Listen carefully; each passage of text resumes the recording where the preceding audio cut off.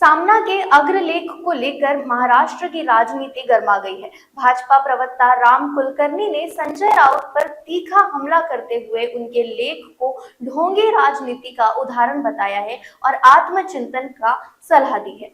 उबाटाचे मुख्य प्रवक्ते संजय राउत यांनी स्वतःच्या ढोंगी राजकारणाचा बुरका स्वतःच फाडून घेतला। आज त्यांनी सामना दैनिकामध्ये लेख लिहिताना सभ्यतेचं राजकारण संपलं, राज्यसभा विधान परिषद हे आता पैशाचा खेळ झाला अशा प्रकारचं लिखाण केलं। मला वाटतं त्यांनी आता निश्चितच स्वतःच्या घरी स्वतःचा चेहरा आरशामध्ये बघावा आणि मग त्यांनी सांगावं की राजकारण सभ्यतेचं संपलं। कसं आहे की 2019 ला सर्वसामान्य जनतेनं जनाधार हा कुणाला दिला होता? महायुतीला।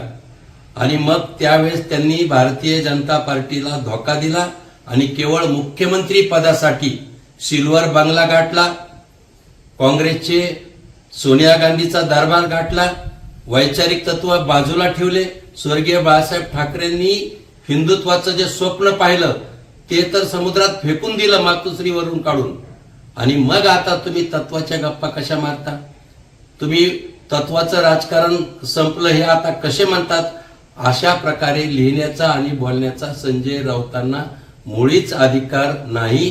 स्वतः दुसऱ्याला सांगे ब्रह्मज्ञान, स्वतः कोरडं पाषाण यापेक्षा दुसरा विषय त्यांच्या बाबतीत असू शकत नाही।